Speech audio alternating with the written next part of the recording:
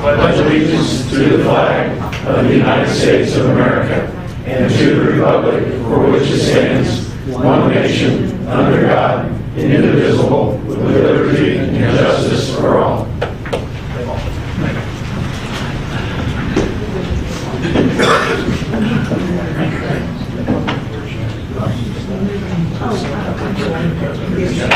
Let the record show that all members of the board are present tonight.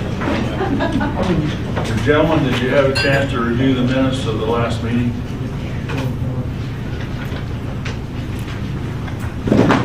Move to approve. We have a motion to approve the minutes. Second. Of last night and a second. All those in favor signify by saying aye. Aye. Opposed?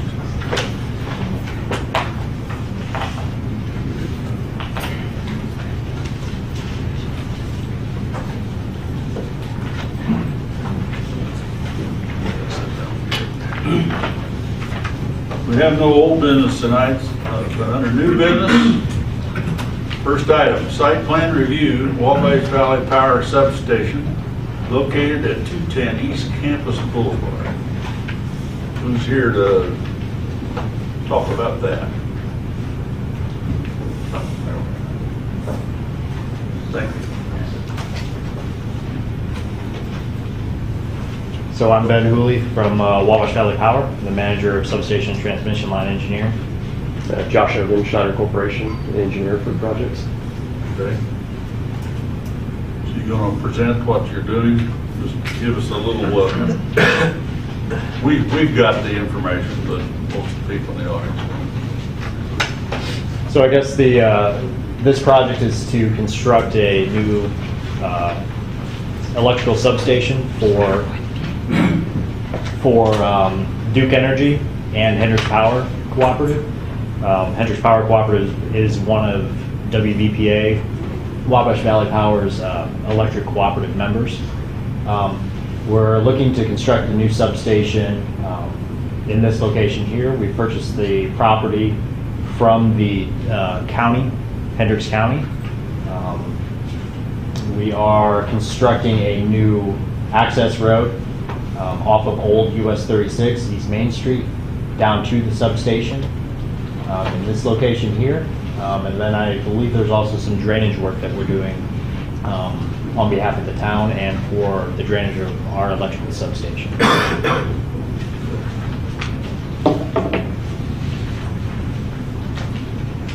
Is this substation, is it what, to serve the northern part of the town, or is it just? For Duke Energy, it's to assist Duke Energy with some of the load growth in the area. One of them being some load growth at the hospital located directly north of here. For Hendricks Power, it's also to assist them with reliability and load growth in the area.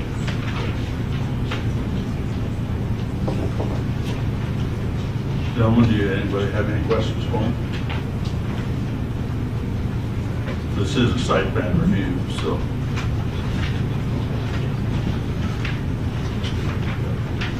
And it's not in the, what is it called? It's not in the overlay. Overlay district, so it didn't require that. That's okay. Mr. Thompson, point Yes. of clarification. Although he said it's a road, it's actually just a fancy driveway For now. for now. It's For not now. being dedicated to the town. They haven't asked for that. It's being built to town standards, so in the future, either they or the county would decide that they would like the town to accept it. That is a possibility. But at this point in time, it's just a fancy driveway. So I assume that that could change if something else developed on back behind that. That would be an option, yes.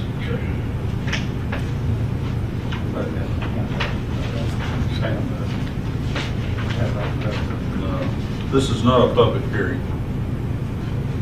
I'd like to address some information about the road because I have adjoining property there. I have some questions about the road. There will be one done.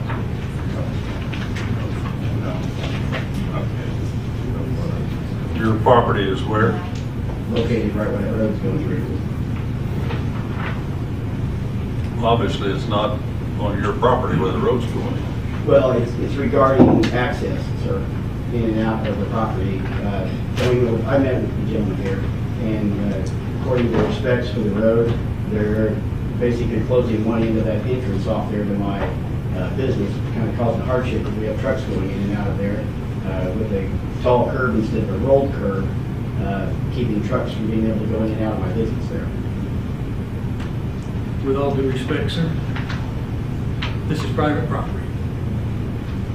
It is private property. It is private property. There has never been a right of way that we could find to allow that. Essentially, as far as my knowledge, he's been trespassing for years.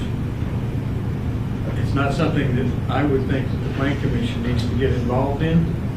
It's between two private property owners, and they have met the town standards, exceeded them since it's a private driveway.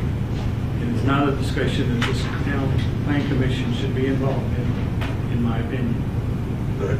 Well, back to his question out there, and I've lived here all my life, and I can remember when they cut that road through there, it was not been there to corral road. They put that in to handle excess traffic coming off of the fairgrounds years ago, when they cleared down through there. But yeah, that road has not been there forever. It's It's not put in a road. there to take care of the traffic flow out of the front of the fairgrounds, and they cut that through there to handle back traffic out of the fairgrounds years ago. I remember that. Yes. He's right. It was So cut in. it's not always been there. As part of I was there the fairgrounds operation. He's exactly right. It was never dedicated to the public. It was never open to the public. It was created as part of the fairgrounds traffic, and that's what it was used for.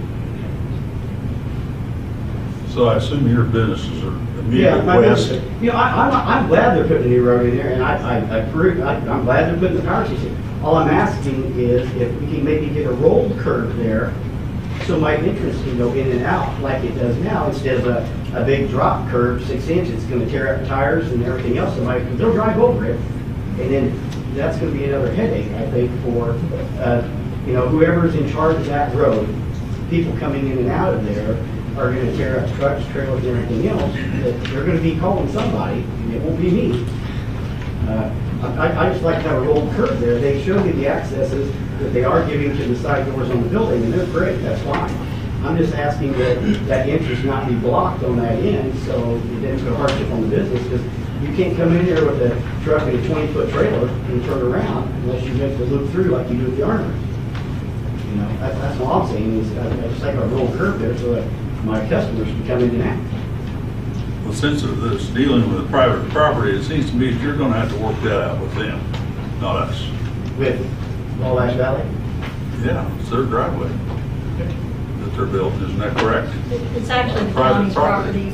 property. It's actually the county's property. They're just constructing. We're constructing on access. behalf of the county. On behalf of the county, Correct. the drive. Correct. And the design of it matches the design of East Campus Boulevard that serves where the sheriff's department is. And that is consistent design all the way across. It doesn't include rolled. And I did talk to the county, and they want to stick with the ladder back. So you need to talk with the county, I guess. We're not involved in that. So we're just here to do the site plan review for this project. A 40-foot access was provided for each adjoining property owner to this road. Driveway, yeah, fancy driveway.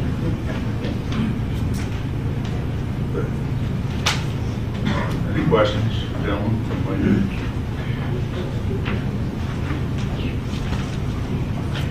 Okay, we have three options on this site plan. We either approve the site plan, deny the site plan, or approve site plan with conditions.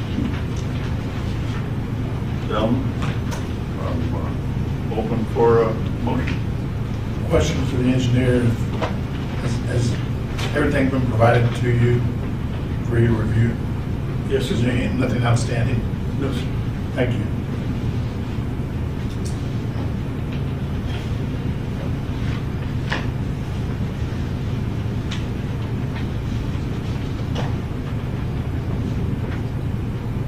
Mr. President, I'll make a motion that we approve the site plan at 210 East Campus Boulevard a little odd, it's a boulevard, it's a driveway, private driveway. As presented. Second. We have a motion to approve the site plan as presented, and a second. Gary, roll call, please. On a roll call, Mr. Stevens? Aye. Mr. Nielsen? Aye. Mr. Harvey? Aye. Mr. Thompson? Aye. Mr. Cook? Aye. Mr. Sheets? Aye. I vote aye, motion carries 7-0. Good. Thank you. Thank you, Bill.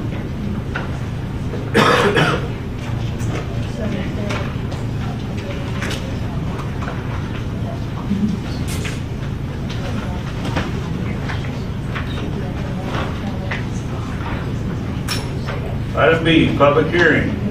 Request to rezone an undeveloped 40-acre parcel located on the northeast corner of East Main and County Road 300 East from R2 to PUD. Good evening. For the record, I am Amy Comer Elliott with the Comer Law Office, and our offices are located here in Danville on the Courthouse Square at 71 West Marion Street. And I'd like to get started this evening just with some introductions of those persons that are involved in our project, and then I'm going to invite the developer up to get our presentation started. So I have with us Mark Cranfill with Cranfill Development. He is the developer. Mike Sells with Cruise Consulting. He's the engineer on the project. Jerry Bornholt represents the owner of the property. Behind them is Courtney Wilk and Kurt Trewortha with Ryan Homes. And with that, Mark, if you'd like to get us started. Thank you. Hi, my name is Mark Cranfill, Cranfill Development, and I want to give you guys a little bit of history about Cranfill Development and what makes us unique and why we should be part of your community.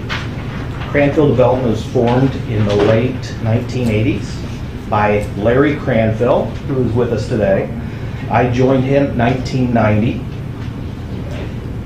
Cranfill Development has been located in Hendricks County this entire time.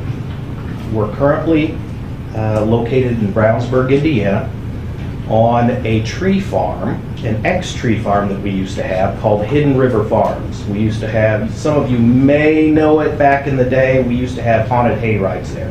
All of the money used to go towards Brownsburg beautification. Hidden River, and the reason I bring this up, Hidden River Farms, we had over 34,000 trees planted that we took care of, that we grew from scratch, that we sold to landscapers, and we used on our own developments.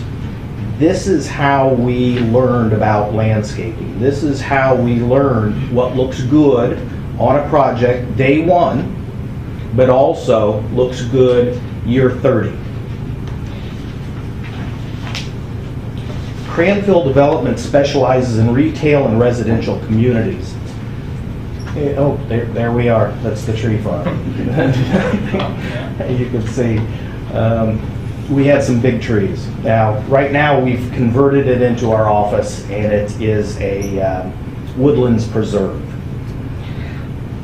Throughout Cranfill Development's history, we've won numerous awards. We've won Hendricks County Business of the Year from Hendricks County Economic Development Partnership, Member of the Year from the Brownsburg Chamber, Business of the Year from Avon Rotary. Both Larry and myself have won different years, won Director of the Year, Brownsburg Chamber of Commerce, and Larry has been recognized as a leader in the beautification of Brownsburg. Our communities throughout the county have been recognized as an example of how to do things the right way in a development setting. A lot of that has to do with landscaping. The reason I share these things with you is because I want to ease any fears that you may have about us as a development company. I know a lot of companies come in here are a develop and run type of company. We are not. Once we're in a community, we stay in the community, we're a part of that community.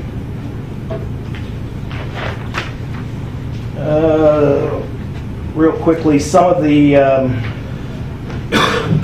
residential projects that you may be aware of that we've done throughout Hendricks County. Cobblestone Springs, that was our first residential development. It's located off the US 36 and Dan Jones Road. Has a big waterfall right when you walk, or right when you drive in the entryway. Arbor Springs, Brownsburg, Green Street Village, Brownsburg. If you'll go ahead and see, and these are just some of the slides. I just wanted to include this slide just to kind of show you the quality of stuff that we put in our developments. This is in a residential neighborhood, we don't put in something that's going to last 10 years. We put in something that's going to last a long time, because we realize that a community needs to be a community, needs to really look good for more than that period of time in which the builder is trying to sell homes. And when you put in a playground like that, Yes. who maintains it year 5, year 10? That would be the homeowners association, yes. Some of the retail properties, Avon Station, that was the first one that we did in Hendricks County. It's the one there with Pizza King right off US 36, one of the first there on US 36 in between Indianapolis and Danville. Another one that we have here is Green Street Square. That's where Boulder Creek is currently located. We've got this one I just bring up. This is in Crawfordsville, Indiana. BW3's across from the Walmart. And this is a very unique property, which is kind of our newest one. And the only reason I bring this up is an example of what we do in each of our properties, because each of our properties are very unique. And obviously a parking garage is extremely unique. We purchased this parking garage. It's located right off the Circle in downtown Indianapolis, a block off the Circle. It was a dilapidated old building. We shut it down for over a year, renovated it, researched to see what it was like back in its heyday. We created that same feel. We use the same tile entryway, and so as you drive in, there's tile down. I mean, so we try to really do a good job no matter what our property or project is. If you go to the next one, and that brings us to our philosophy, is to create the highest possible quality product for the market in which we are targeting, and that's what we want to do here at Camden Creek. What we're proposing is in yellow there, is a 40-acre parcel located close to the intersection of 300E and East Main Street. And we're surrounded by, I always wanted to use one of these, by the way. We're surrounded by, over here we have apartments, high density. Down here, we've got light industrial. We've got self-storage here.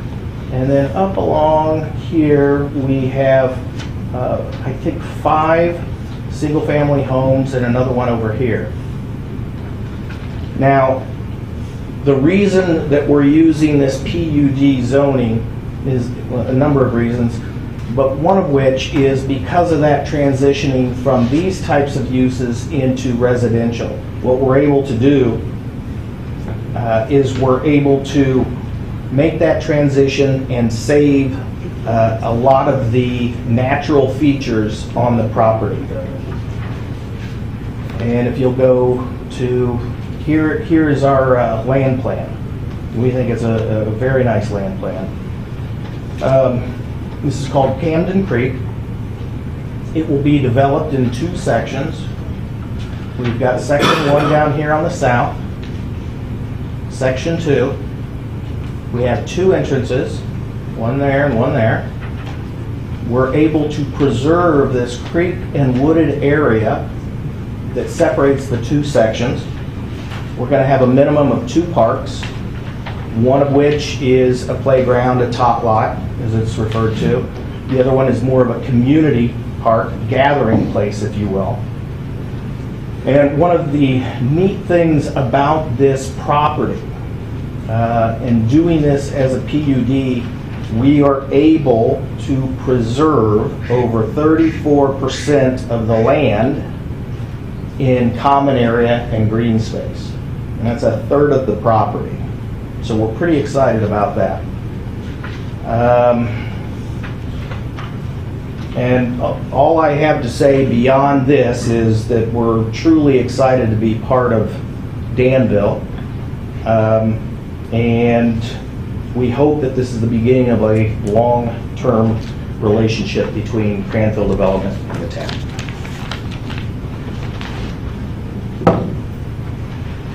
Next, we're going to have a couple representatives of Ryan Homes just give you just a couple minutes about them and what they do and what they're all about. Hi, I'm Kurt Treewortha. I do the land acquisition for Ryan Homes. The last name Treewortha, if it sounds familiar at all, my brother had his medical practice here in Danville about 20 years ago for about 15 years, if the name is familiar. My career has been here in central Indiana, Indianapolis. I'm a Ben Davis grad and Purdue grad. I'm a current Brownsburg resident, and I've been fortunate to be able to do thousands of homes throughout central Indiana, and we're really excited to be able to come to Danville. Ryan Homes' parent company is NVR, and we're one of the country's largest home builders. We're proud that we were the only national builder stayed in the black through the entire recession. You'll see us build as Ryan Homes, NV Homes, Fox Ridge Homes, and here in Indianapolis we build as Ryan Homes. So what's unique about NVR and Ryan Homes, we're really the only large national builder that does not self-develop ground.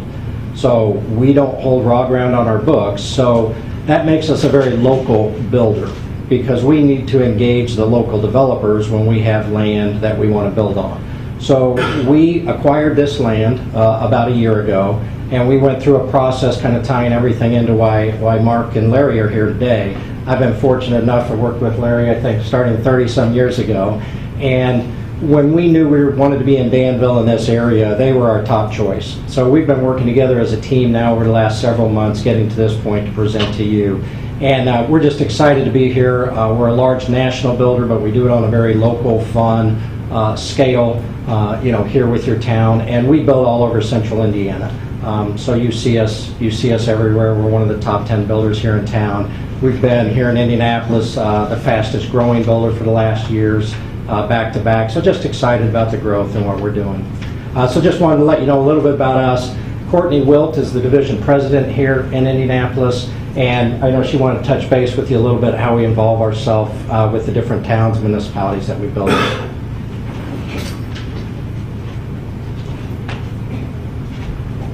Good evening. I'm Courtney Wilt. I'm the division president here for Ryan Homes in Indianapolis. I've been with Ryan Homes for almost 14 years. I actually started as an intern out of college, and I have been here in the Indianapolis market for a little over 3 years. And this is where my husband and I and our 2 kiddos call home, and we live outside of Lebanon. So I know how important that small community feel is. And Ryan Homes is very excited to be a part of Danville. It's been one of our top prospects in terms of a growth market. And it's definitely something that we're excited about as we move into 19 and 2020. As we penetrate some of these markets and growing our market share, community involvement is very important to us. And we are partnering with the schools, the local fire, local police departments, town municipalities, mayors, those kind of things. And so I think as you see us join the Danville community, you'll definitely feel that presence.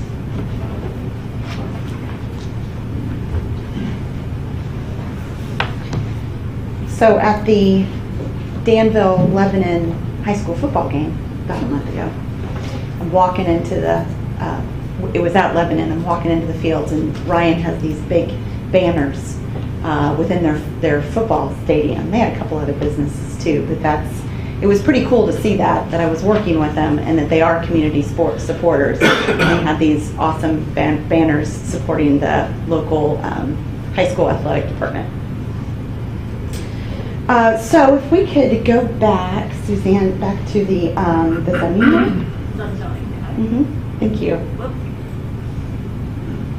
So I wanted to just touch base on this again. So our 40 acres in the yellow there. One of the points of a PUD, and that stands for a planned unit development, and the purpose of that is that there are certain unique features to a piece of property that make it more difficult to zone it as an R1 and R2 and R3 is just a straight zoning. And we need to keep a couple of those features. One is that we have a really unique set of zoning uses all around us. There's apartments, there's industrial, there's another PUD, more apartments to the south. Settlers Run is in the PUD to the south. Lots of purple a little bit to the east. Right across the other side of 300, I'm not familiar with using these things, but let's see if I can do this. So here's more local business. This, of course, is Galecrest, and there's local business at the front here, a little hair shop here, self-storage here. So there's really a unique blend of uses. And one of the purposes, as stated in your PUD ordinance, is to buffer differing land uses and intensities from each other. So trying to find a use for this 40 acres that kind of is a good blend of everything, that will be a good neighbor to everything around it. And we feel like that this development meets that. Another common characteristic for a PUD, as again stated in your ordinance, your PUD ordinance states to conserve areas of natural beauty and natural green spaces, and to promote and protect the environmental integrity of the site, and to provide suitable design responses to that site. So specific design responses would be how we have laid out this development in order to protect these 14 acres of woods and ditch and creek. So nobody wants to see this all plowed over, filled in, and just a flat field of houses, which is what a straight zoning classification would do. So if you can advance one for me. Thank you. So as you can see, as Mark showed you earlier, all of this has been protected. This here is a gas line, which brings about 100 feet that cannot be touched or built on. We can cross it with roads, there can be trees, it can be used, it just can't be built on. So we've got that restriction for us as well, and you can see multiple ponds. There's a lot of green in this large tree line up all along here too, all of that to be preserved. And that is why this fits within the characteristic and goals of a planned unit development. We propose no more than 122 homes. It's just on 40 acres, so it's not a large development. Your PUD ordinance requires 25% open space, and as Mark stated, we have over 34%, so substantially more than is required. And there's walking paths through there as well. There will be extensive landscaping at the entrances, as you've seen pictures for other Cranfield developments. The homes built by Ryan Homes that have been very popular will be a cottage or craftsman style with multicolored elevations. The price range will be $200,000 and up, roughly $200,000 to $230,000, and that is considered an entry level price range for. You smile. It's way over what my first house was. I can tell you that. 25 years ago, but that is considered an entry level home now. It's at about $200,000. So. Hitting those families and young professionals and just working people. So a lot of the developments in this town have been large custom homes in the last 10 years. And your strategic plan, therefore, in interviewing people and having focus groups, one of the objectives within the strategic plan that is less than a year old, about a year old? February, is to improve access to a broad range of quality housing that is accessible, affordable, and appropriate for all levels of income. So this will certainly fit that bill. The school superintendent has also stated that the Danville School Corporation supports residential growth and the growth of the student population. If you understand how school funding works, and I know Mr. Nielsen does, you get a price per kiddo. And without any real growth in the town, funding has declined over the last several years. So there's room in our buildings, there's rooms in our budget. I say our, I'm sorry, I'm on the school board. I think of it that way now as mine. There's room for growth. So with that, we'd be happy to answer any of your questions. Any of us, the engineer, the developer, the home builder, we're all here to answer your questions. Is the cul-de-sac in section 2 designed to, at some point down the road, to continue on into another subdivision? At some future date? It is. Mm-hmm. So at this point, it's a cul-de-sac to be able to turn around, Right. but it can easily be connected. The landscaping behind the homes along the western edge and along that Here? north, Mm-hmm. is that in the design, or is that just? That I is saw that on wasn't in our the property. buffer. It is on our property and it will be maintained. What about a fence between you and the neighbor to the north? We have met with Mr. Ellsbury and we are happy to, absolutely, we have worked out like a full page agreement, and we will be signing that agreement. There will be no question a year or two from now whether that will be fulfilled or not. It will be fulfilled. And we're willing to put that in writing and sign that. What was the prospective estimated timeline? I'm going to let Mark answer that question. Our estimated timeline would be start construction in the spring. And that would mean that we would be able to start selling houses late summer, hopefully midsummer, and then almost immediately go into Section 2. Section 2 is, we do have off-site sanitary in Section 2 that we need to complete before we can complete Section 2, but basically as soon as that's completed, and we've been working with WCCD on that, that's been designed and approved by them. We just need to go through the right order, to get the properties, et cetera, in place.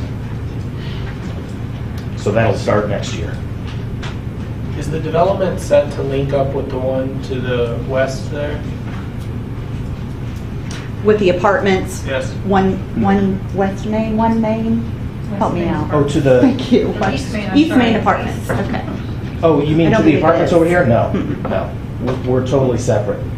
Oh, I was talking about. Oh, over where you here? have the spoke coming off, yeah. Yeah, I think that does line up directly, There might be just a little bit of an offset, that's pretty close. but that's what we're trying to do, trying to line that up so that it is an intersection, a four-way. I think I heard you mention walking paths, but what about sidewalks? Those guys- Sidewalks will be in front of all of the homes, any corner lots, et cetera, will be connected throughout. But then the walking paths will be once you leave the individual lots or the roadway and going into some of the, For the record, that's not mine. into some of the green spaces. So that's separate.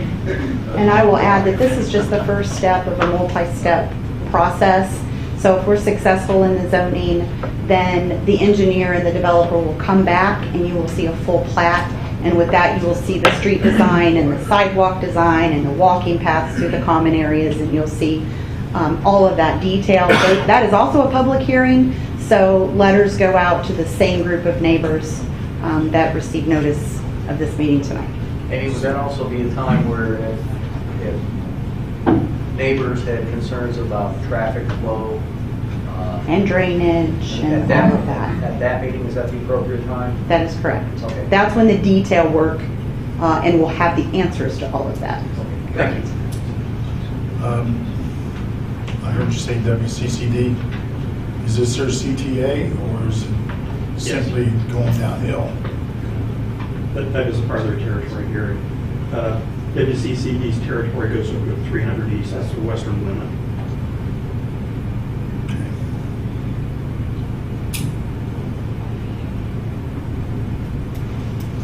Any other questions from the board? This is a public hearing. At this time, I will open it up to comments from the audience. If you have something to say, please stand, come forward to the microphone, give your name and your address, and state what you have to say.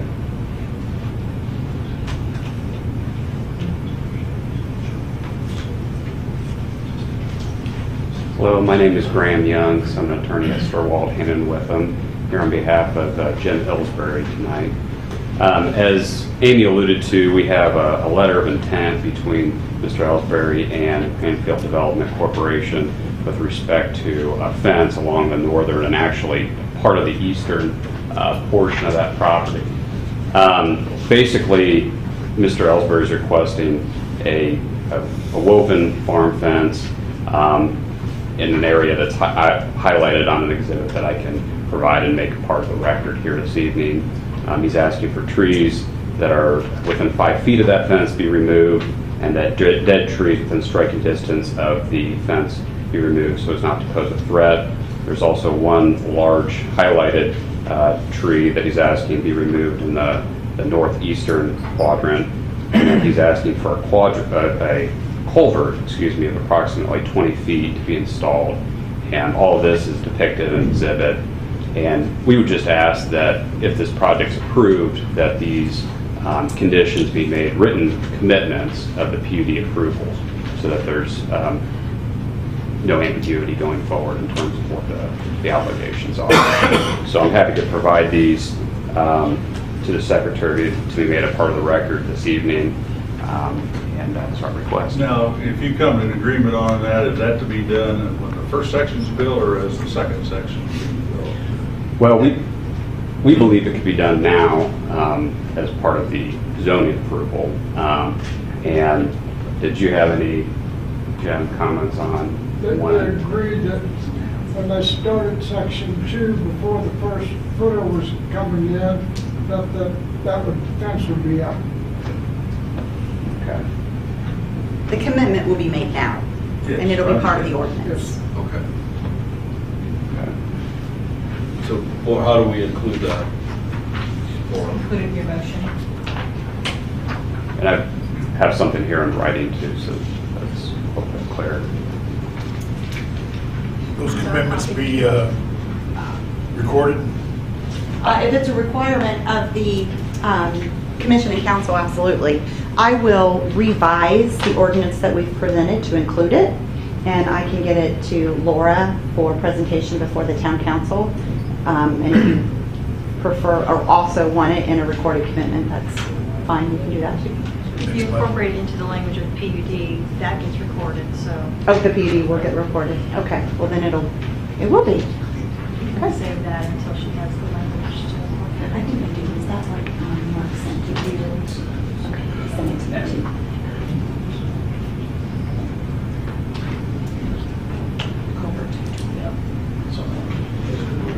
Okay, that's fine. Anyone else wish to speak?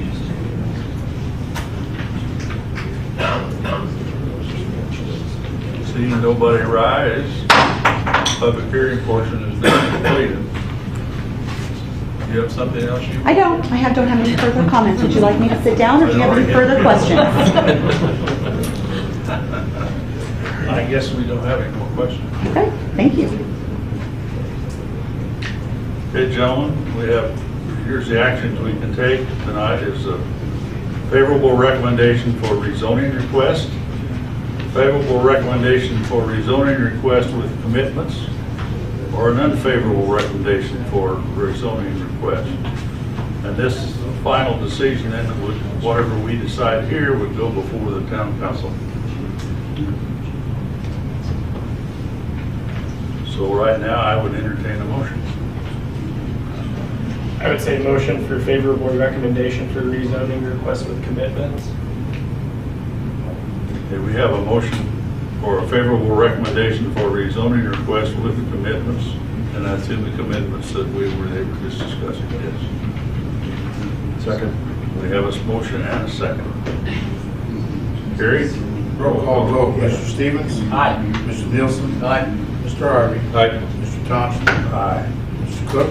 Aye. Mr. Sheets? Aye. I vote aye, motion carries 7-0.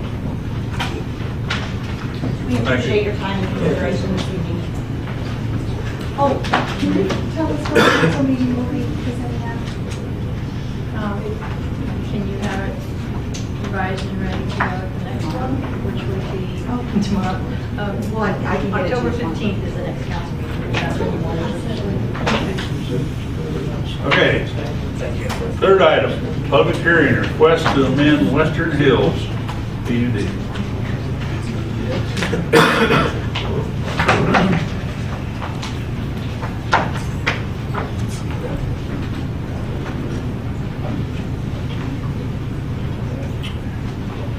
That would be you, Mr. Beach. Waiting for an introduction. I will be the introduction. Summer part 2. I wasn't going to say that the other one was better looking. Honestly, I appreciate that. Thank you for saying that. It's good. Quit sweating now. Good. I wouldn't have done it if I hadn't known you for a while. Gentlemen, I'm Ben Comer of 71 West Marion Street, Danville. Here representing petitioner Lennar Homes, formerly known as Cal Atlantic Homes. Keith Lash is in the audience with us tonight, and he will introduce himself here in just a few minutes to answer any questions you have. We have filed an application to amend an existing PUD. The existing Western Hills PUD was established in 2006, and it took in the former Hendricks County Golf Course out on the north side of East Main Street. That neighborhood is known as Four Oaks. We are seeking to amend that PUD in two ways. Number one, the northernmost 69 acres that have not been developed yet on the north side of a ravine, we wish to amend the lot sizes to essentially coincide with the developed portion of Four Oaks. The northernmost 69 acres was originally had larger lot sizes, which we're asking to revise down to 8,750 square feet, which is the same lot size in the existing Four Oaks subdivision. The home sizes are not up for debate or for alteration. The home sizes on the northern 69 acres will stay the same. The second amendment we're asking for is to bring in an additional 55 acres, and it's labeled as A2 here on your map. And it adjoins the 69 acres, which is A1. It adjoins to the west and is contiguous, and it is currently being annexed into the town. The town council has had at least one meeting on the annexation so far. And with bringing it into the town through an annexation, we would add it to this PUD as the zoning and establish lot and home sizes for that 55 acres. So this zoning amendment would allow Lennar to seek and file a site plan with the town of Danville, which would come back to you, at which time we would get into the details of access, drainage, landscaping, those sorts of things, which have not been finalized yet until we get through the zoning. Two other items I'd like to bring to your attention before I invite Keith Lash to the podium would be number one, Mr. Ellsbury and Graham Youngs. We've been working with them to come to an agreement on a fence line issue, which we have reached an agreement on.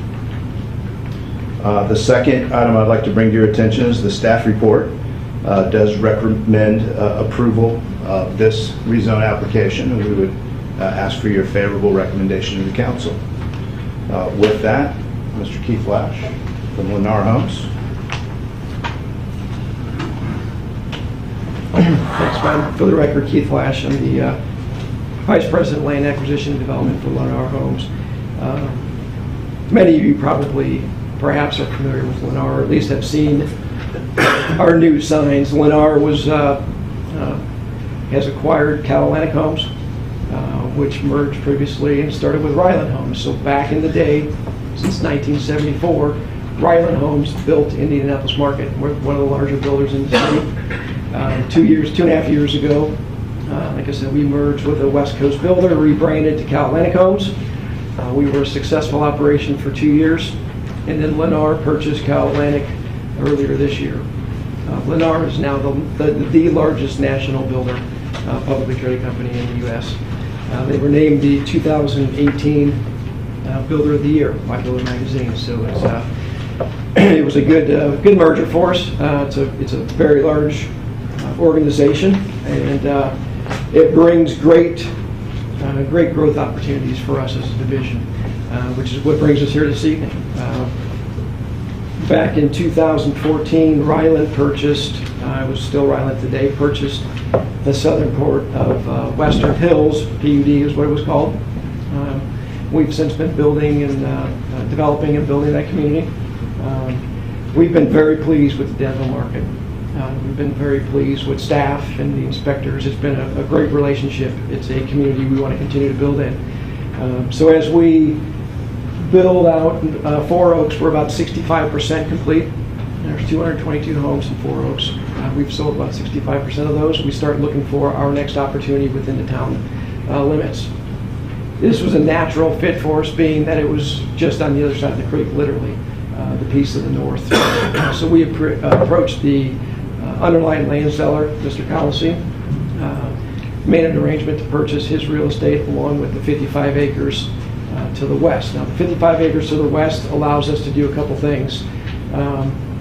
Being that it is in the Danville schools, and we've got the Avon schools, so we really have two distinct markets in a single community, which is what you see, why you see two different products there, and kind of distinction there. So we would.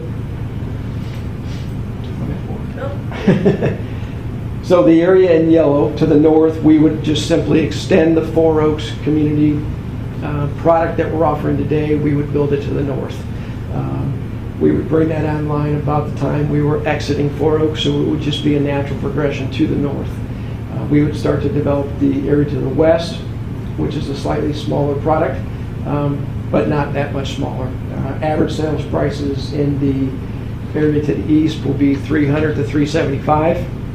The area to the west will be $250,000 to $300,000. It just allows us an opportunity really to expand our footprint, which is a growth goal of Lennar. So the yellow would continue to be then Avon schools? Correct. And then the blue would be Danville? Would be Danville, correct. Okay, so you're going to develop the blue first and forget about the yellow, is that correct? No, our... Welcome to Danville. Not teasing, go ahead. Yeah, no, our arrangement with Mr. Colossi provides that we would, actually, he wants to farm it next year, so we would buy a latter part of the year, which is really getting into the selling season for us for Four Oaks. So we will develop both products at the same time starting late next year. Although this is an extension of Four Oaks from purely a zoning standpoint, it's not an extension of Four Oaks from a community standpoint. Our goal and plan with this is it's a separate HOA. It has its own amenities, pool house, playground, just as Four Oaks has today. The HOAs will not be intermixed. We did that purposefully so that our customers in Four Oaks, we did not want to saddle them with more users on the pool and the amenities that we built for them. So it's being zoned as one because it was initially zoned as a single PUD, but it will be two separate HOAs. I think that's important to note because that's important for us, for our residents in Four Oaks.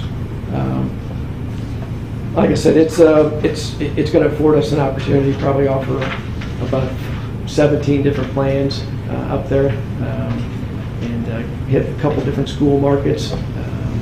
Square footage ranges won't be that much different, but it's a exciting opportunity for us. So with that said, I'll be happy to answer your questions for you. Couple questions. Sure. Changing the current PUD in the yellow, Ben had talked about there, you're Yes. changing the lot size. Changing the lot size, So correct. What's the current PUD call for quantity-wise? The current PUD calls for 12,500 square feet. You're talking you're saying you're increasing the number of lots, correct? We never did a layout of what the 12,500 would be. I can tell you that our density that we're going to is under 2 units an acre. Okay. So we're not exactly maxing it out. It's definitely still a low density at under 2 an acre. that's similar to the current Four Oaks? It is. Okay. Yeah. And why, just out of curiosity, why the different price ranges from the, you know what I'm saying, the Danville, just to have something different to offer? Just to have something get a different to offer, absolutely, yes. Gotcha. Is there going to be any kind of buffer along that north edge with the houses along 100? There is. The existing PUD requires a buffer along that north ledge. We are going to leave that requirement in place as is. I could remember it. Yeah. It's long since. A couple years ago.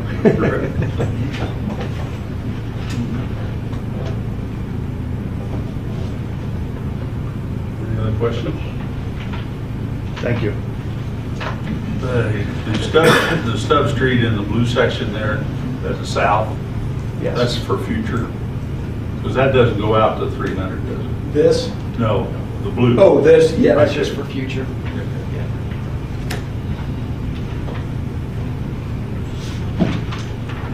Any other questions for them? Okay.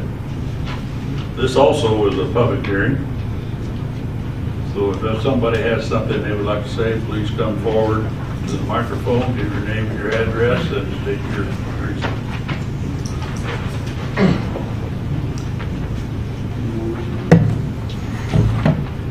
My name's Larry Myers.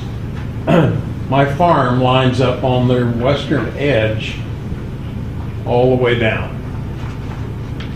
And I had some interest in a couple of areas. One, the common fence that's shared between our properties, how that will be maintained or changed. And then the creek that flows through the green space up there, how are they going to allow for drainage through there with the either tile, culvert, or bridge? Because that is a floodplain down in there. Does that creek flow to the east? Flows to the south and then to the east.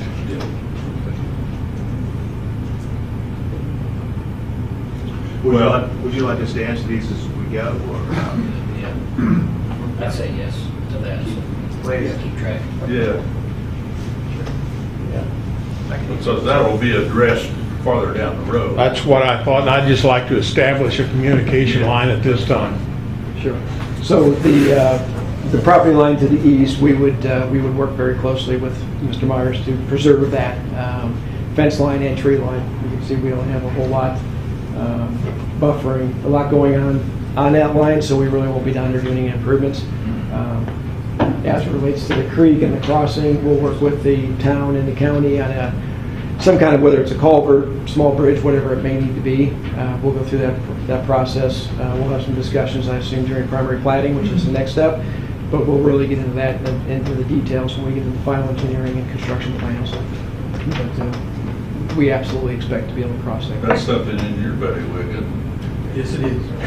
Depending on how big the watershed is upstream, it may also involve the state. Agreed. Yeah, it's over 640 acres. Correct. So do we need, Mr. Myers, do we need an agreement akin to what Mr. Ellsbury has as far as fencing? Do you currently have a fence there Yes. now? Have you been satisfied with that as far as the maintenance of it? There's two fences there. One was an older fence that is deteriorated. I have then set inside on my property side a newer fence because we run cattle in there. And so that's a concern for me to continue the normal operation of the farm as far as cattle. So as far as a separate agreement, we can come to some terms with them verbally. That's fine. If not, we'll seek written confirmation. Thank you. Okay with you? Yeah, I mean, if the fence is on the property line, if it's, is it in this location here? No. No, we're talking about the west side of your property. Not their city side, I'm sorry. Yeah, I don't have a problem preserving that tree line. I would make a commitment to have a 5-foot tree preservation easement along that west line that would push any drainage improvements that we would do 5 foot beyond, away from that fence line to make sure that we protect this fence line, that tree, fence and tree line. Well, I would think, so we don't get kind of caught in the same pickle we did 5 years ago. Agreed. With Mr. Ellsbury, it might not be a bad thing And that's why I to get was that in writing. recommending we just make a commitment for a 5-foot tree preservation so it's on the record and it's clear what it is. Would it be permissible then for he and I to come to some agreement thing, write it up, and I'll agree to it? Yeah, I would believe so. Yes, I would see why If we not. need to. We can, you know, put that in the motion. Subject to commitments. Yeah. Again, I don't know if we need a written agreement if we make a commitment that we can't cut any trees down within 5 foot of the tree line. The trees won't be an issue. I think his concern is more with the fence. That's correct. But if we're staying out of it, we won't hit back the fence. It takes maintenance on fences over time. I think that's his concern as much as anything else. But it would be, yeah, we can work that out. I just want to be good neighbors. Absolutely. Okay. Okay. Anyone else?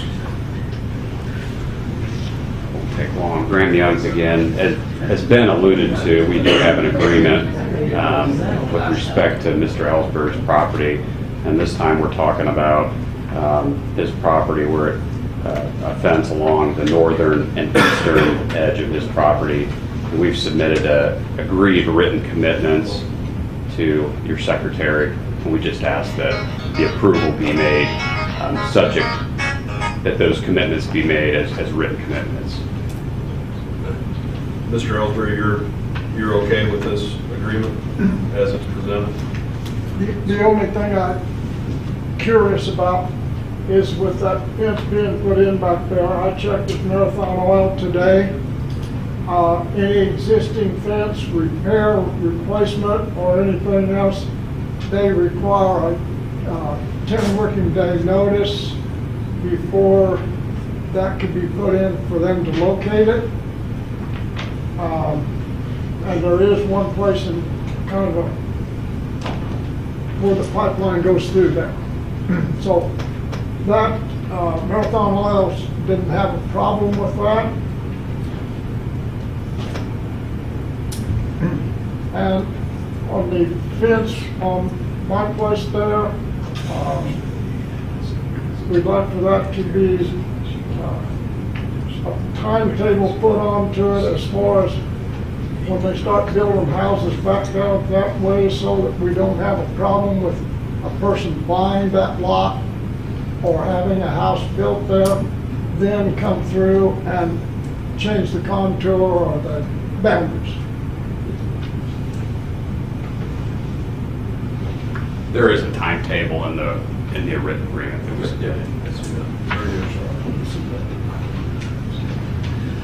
Anyone else? Yeah, okay.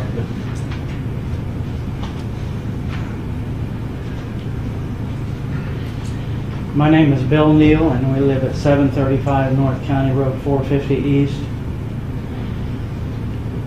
I was the understanding when this first was proposed 10 or 12 years ago, the exits were and entrances were going to be on 10th Street.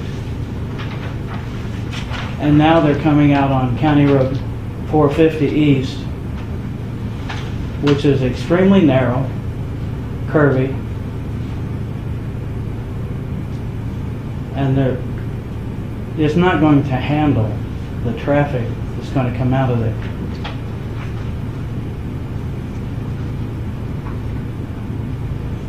Right now, there's probably 10 or 12 cars that go down that road a day. And when that housing addition goes in, if there's 130 houses, you're going to have a minimum of 2 cars per house. Sometimes you're going to have 4 cars per house. And if most of those all enter and exit on 450, it's going to be a massive traffic jam. I would anticipate most of that traffic going north of 10th Street. Depending on whether they're going to go to Plainfield or Avon.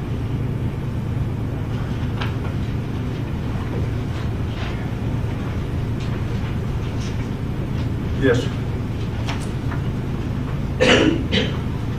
My name's Earl Silvis. I live at 450 East, right across from them two holding ponds, whatever you call them.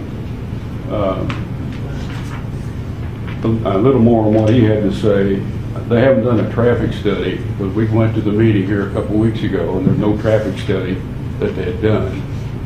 And the original, from the other housing addition they're going to put in 12, 13 years ago, they estimated 650 cars coming out of there a day. But they're putting that, they're going from 113 homes in there to over 130. That's one of the problems I'm concerned about. The other main one I'm concerned about is the drainage. What you've got there, your water table in that field right there, is right on top of the ground. I'll show you the pictures that was taken last year, 2016. Gary Egan is well aware of it. What we've been trying to do, just pass them down.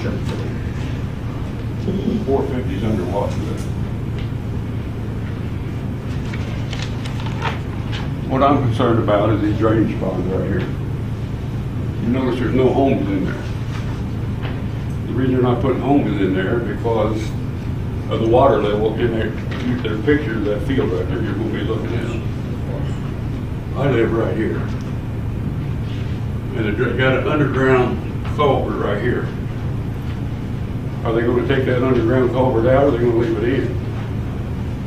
This is drains and floods all our yards right down through here. This over here is 3 to 4 foot higher than this over here. We're getting all the drainage.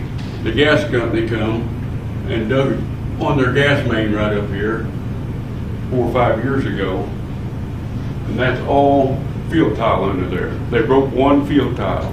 It's going under the road right now. The road's sinking right now. And nobody's addressed that as far as I'm concerned, and I'm concerned about these drainage ponds. Even the drainage ponds down 3 feet, that's even with my house and my yard across the street, and that water perks underneath that road. If you want to come out there and look, I'll show you. We're perking under there right now. We're also getting drainage from 10th Street down there, right up here. On the corner right up here. Nobody wants to address that. What they done, they put a new drainage tile on 10th Street, made it bigger. Now all this drainage comes down through here. They're supposed to drain east, but the first house right there, that drainage their tile is where the road go under their, what do you call it, their culvert, is half full of dirt, and it all comes down. We get that dirt too. We're getting water from here, we're getting water from up there. Now, the next question I want to ask, who's responsible for that? I've been getting, you can ask Gary. The city of Danville don't want to claim it. The highway department used to take care of it. They don't want it. They sent a letter to him, I got the letter here somewhere, that said it's their responsibility. I go to the drainage with the county engineer. They don't want to do anything about it. Nobody wants to do anything about it. Now we're stuck with all this water. All I want to know is who's going to answer for the water when it comes across that road on our property again. That's exactly why they ain't got no homes there. Did you see the picture of the farm ground? That's why they ain't got them. That's why there's no homes in there. Gary's he's well aware of what I'm talking about. I've been talking to Gary for 3 or 4 years. 2 years. 2 years. So whose responsibility is that, Gary? As far as you know? It's drained to private property, and it's drained to the south and east, and it needs to be cleaned out, and no one wants to go in there and do it. Russell Lawson used to do it, the highway department. Russ Lawson, yeah, you're right. But since the county engineer took over, They don't want to do it. he don't want to do anything. He don't even want to start doing it. And I got water stands out there, I get mosquitoes. It will sit there in the summertime, sometimes for 2 weeks, and I have to go down to Danville and have them come out and spray the ditch to keep the mosquitoes down. The only thing I can say is it'll have to be looked at when design takes place. But you can't tell me who's going to have the responsibility for taking care of it. I can. You can? Yes, I can. Who's be responsible? When that comes in, assuming the zoning goes through, and assuming that that subdivision is taken into the town and approved by the town, and the town of Danville will take care of any drainage that's in that subdivision. Anything that's on your side of the road is your problem. That's why I'm here. No, you didn't understand what I said. Anything that's on this side of the road that's taken into the town of Danville is the town of Danville's problem, and the town of Danville will take care of it. Anything that's on the other side of the road that is in Hendricks County is Hendricks County's problem, and Hendricks County has been telling you and is going to continue to tell you it's your problem to deal with. Well, I disagree with that. I can't help it. I'm telling you what are the facts, and those are the facts. It's not going to change. The only way you're going If to they solve put these ponds in and they run over the road, that's still my problem. No, that's not what I said. And you didn't hear me say that. What I told you, and what this council to make certain happens, is that anything that's taken into the town of Danville is the town of Danville's problem to make sure it works correctly. If it doesn't, then you come back to the town of Danville. If anything that is on your side of the road is the county's problem to deal with. And the county is telling you that it's your problem. No, the county's not saying that. They're not doing anything though. I've been to several meetings with the county. The county's answer to your You problem. know what the county told me? Yeah. He said this town wants to take in all this property, but they don't want to maintain it. Exactly what, that guy in the name of, what's his name? That's exactly what they told me. The town can't deal with problems that are outside the town. Legally, they don't have the authority to spend town funds outside of their jurisdiction. It's a crime if they spend town money outside of their jurisdiction. They can't do that legally. Your answer to your drainage problem in the county jurisdiction is to petition the Hendricks County Drainage Board to establish a legal drain to deal with that drainage problem. And they won't do it. No, they can't do it until the legal drain is established. And by law, the legal drain authority requires that the people benefited, in other words, you, pay the bill to establish that. That's the way it's set up by law. So the county is going to solve the problem by forcing you to pay the bill. Oh, yeah. They don't have public funds available to solve a problem that's generated on private property. Now, since that property, Danville property butts up against mine, can I get a lawyer to become part of Danville? You don't have to get a lawyer to become part of Danville. There are legal procedures established that by petition, by acceptance by the town, you become a citizen of the town of Danville. Then my drainage probably would belong to Danville, is that right? You're out of my area there, buddy. I'm going to circle there. I can add to answer just a little part of it by saying typically, Those photos. is that for me? That's for him. Typically, development does help a little bit.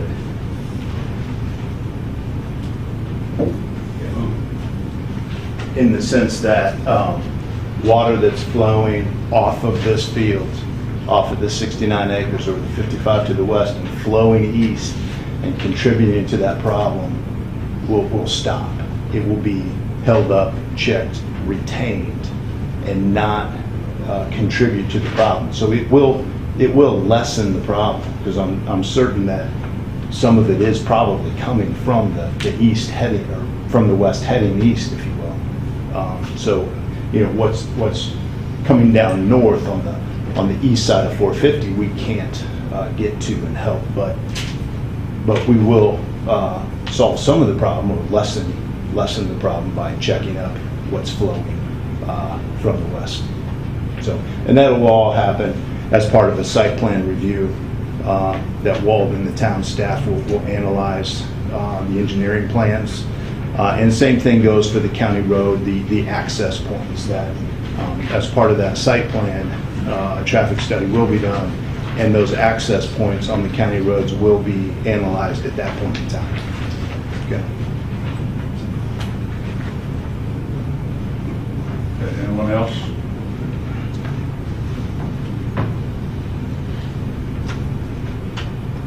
Okay, this time, the public hearing portion is over.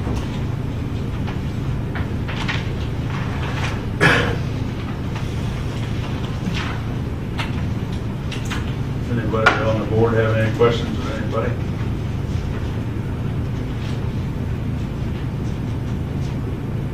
We have, once again, this is a public hearing, so we have three choices. We have a favorable recommendation for a rezoning request, favorable recommendation for a rezoning request with commitments, or an unfavorable recommendation for a rezoning request. And the outcome of this then goes to the town council for final approval. So if we have no questions, gentlemen, I will entertain a motion.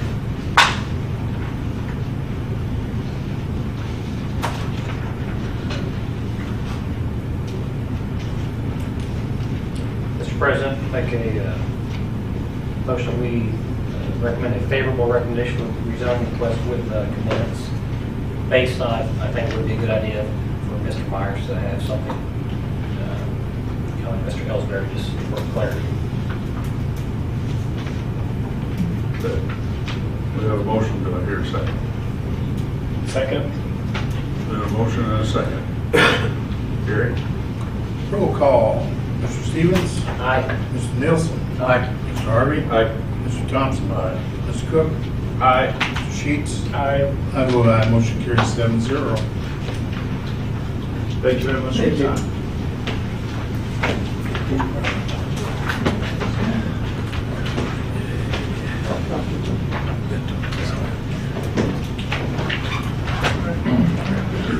Mr. President? Yes. This next item, I'm a member of Danville Christian Church. I'm a former trustee. I want to raise I should abstain from this. Is that an issue? It's not an issue, you declared it. But you should refrain from discussion as well. Thank you. The last item on the list. Last but not least, public hearing request to rezone annexing properties located at 2617 West County Road 100 North and 1928 10th Street from County AGR to Danville R2.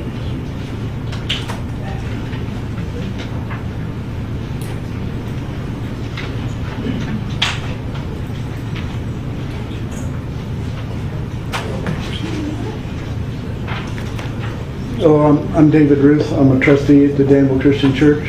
This is Jay Hodge. He's also a trustee. We have some property on 10th Street and we're wanting to get it rezoned. We're trying to get this done in a timely manner because of the census coming up in 2020. So that's all we have. There's supposed to be a moratorium against rezoning things into a municipality 1 year prior to a federal census. So that means we have to get this done by December 31st. So that we're trying to make it easy for a buyer to come in and purchase the property. So we're annexing into the town and rezoning at the same time. Right now it's zoned agriculture. For the county, yes. Right. And by coming into town, it was brought in as R2. Yes.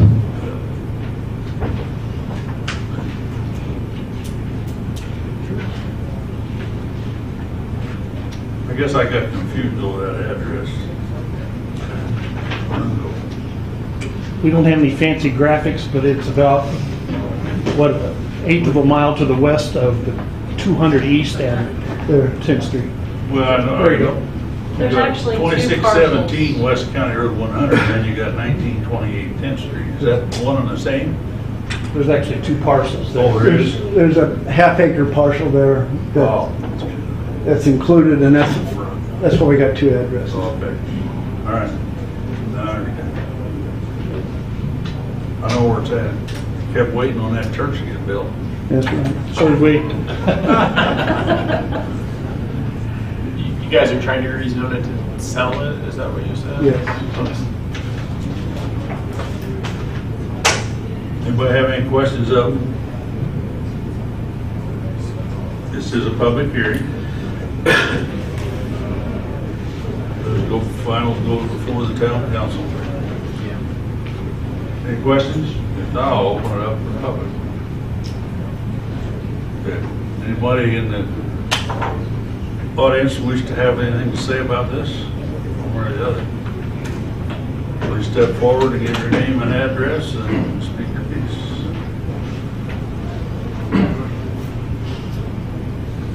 My name is Thomas Grumman. I live at 1722 10th Street. My property is just to the west of the proposed rezoning. My first question is, how are we rezoning property that does not belong to Danville, or is not included in city limits? It's being annexed. Well, the annex hearing for the letter I got is October 15th. We run annexation and zoning concurrent because when it's coming into town as an annexed parcel, it has to be rezoned from a county zoning to a town zoning. So as a courtesy to the petitioner, we allow them to advertise for those public hearings that are going on at the same time. So when the annexation is adopted, and then the council will adopt the zoning. So this is just a public hearing. They're not formal acting on it tonight. They're just making a recommendation. So there is going to be another hearing on the 15th for annexation? That's for the annexation. Yeah. Tonight's hearing is for the zoning. Okay, it just seems backwards to me and a lot of people. Well, the long way around used to be it'd come in as an R1, wouldn't it? The default Automatically. zoning would be R1. And then they'd have to come in for a rezone if they Right. wanted to go to. Right. Save a step. I have in my hand a petition signed by several neighbors surrounding that property. I have also a color-coded map depicting where those properties are for the petition. I'll hand this out and let you look at it. Everyone that signed the petition is highlighted there. This is the property that.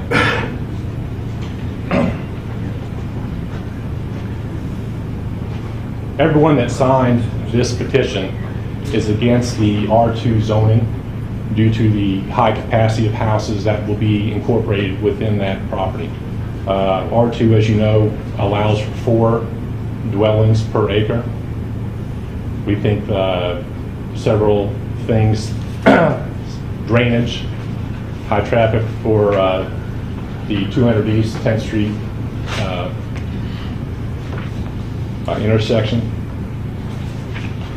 And it is our belief that this property will be better suited with an R1 or R1E designation.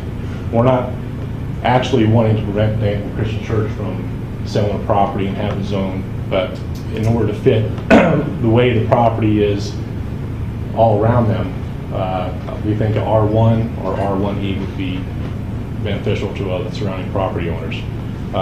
My neighbor did a survey, or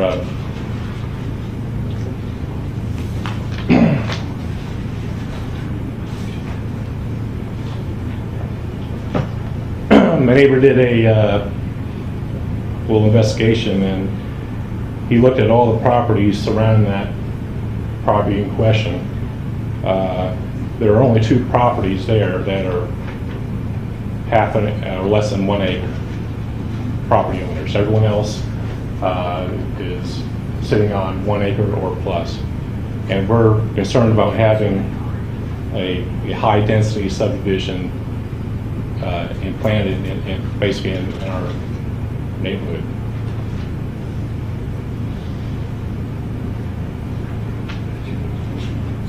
Looks to me like some of these are already in R2. Yeah, yes, they are. My neighbor to the east of me, R2, Olin Miller, his is R2, but he has 8 acres and a single.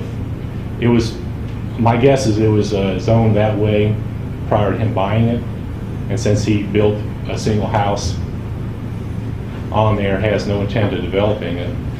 The property to the west of me just went up for sale. It's zoned R2 as well. I don't know when that was rezoned. It's probably before I got here, so I can't really do anything about that.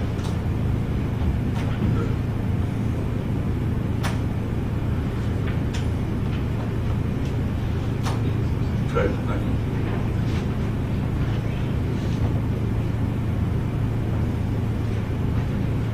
Do you guys have any questions for me?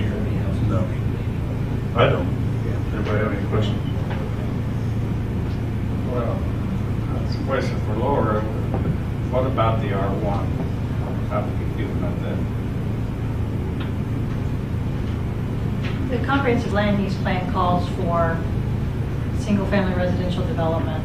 And as you can tell by all the yellow on the map, there is a lot of R2 in that area. So again, you're going to have less sprawl by having higher density. And the engineering and design will determine the drainage and the traffic and the expectation for future development. Laura, what was the difference between an R1 and an R1E again? R1E is estate size lots, and those typically are 2 to 4 acres in size.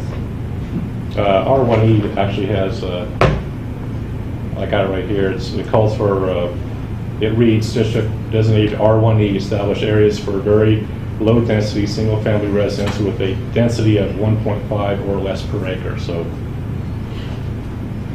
would you like a copy of that? We may have it. Okay.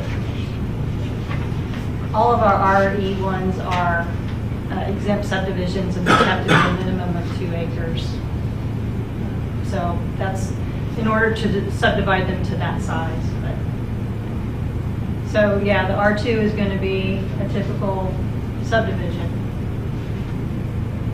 And it's, that looks to be the trend occurring in that area.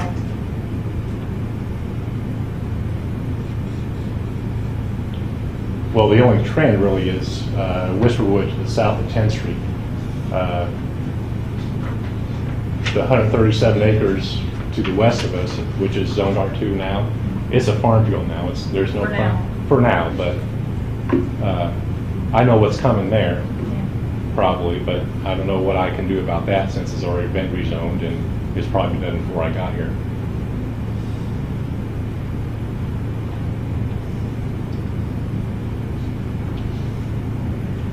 Good. Okay. Thank you for my time. Good. Was there documentation down there? Did he provide a petition? Yeah, I think the sheriff, the picture in front of Tom, black and white. There you go. Is it just a picture or is it a petition? So you had one? No, it's just black and white. Sorry. All right. That's just a color-coded map of all the people who signed the petition, not wanting an R2 designation or zoning. Did you submit the petition, or are you going to submit the petition? If I need to, we're working on more signatures, but if you need it now, we can submit it. Since you brought it up at this meeting, we would like a copy of it, please. A copy of the original. Well, we would prefer the original, but you need to Maybe submit you'll do a some. couple more. I'll send it right now. Can we wait to the end of the meeting?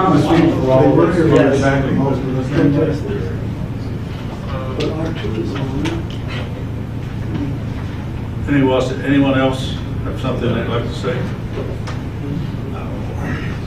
Always get signatures. Olin Miller, most you know me, 1780 10th Street. My property is just to the west of the R2 designation. My biggest concern is some of the farm tiles currently. All the drainage for the R1 to the west of me goes onto my property and then into my retention pond at the east edge of my property. All that water then drains out of a farm culvert and goes onto the church's property and then to 10th Street. I don't know. Excuse me, sir, do you use the pointer and show me where you're talking about? So that's a retention pond right there, and then it comes onto their property and it goes under a culvert onto 10th Street. Thank you. So, not only that, I mean, I have a concern doing R2. It's one thing, liability on my property. I'd like to keep as many people off my property as possible. We have a good relationship with everyone that lives around us now. We all ride dirt bikes. We do a lot of fun things together. And I feel like having a neighborhood backed up to that property is going to increase liability to me, especially having a 12-foot retention pond. All these activities happening over on my property. My understanding, the church got the property, and the original thought process was to build a church. Is that correct?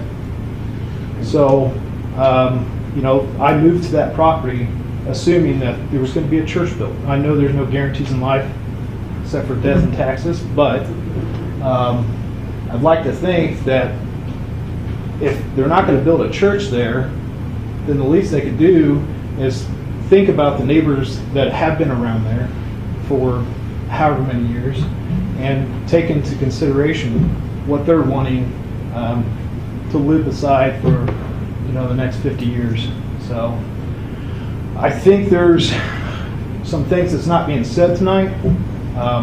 I've heard that there's plans for someone to buy this property already, buy the house in front of this property, and to make a exit onto 200 East. No one's saying anything about that. Also, someone talked about combining, and these may be rumors, so that's why I'm bringing them up, get them squashed or figured out. There's also property to the north that might be joining this. Obviously, on a planned development or a neighborhood, 20 acres isn't going to give you a lot of lots.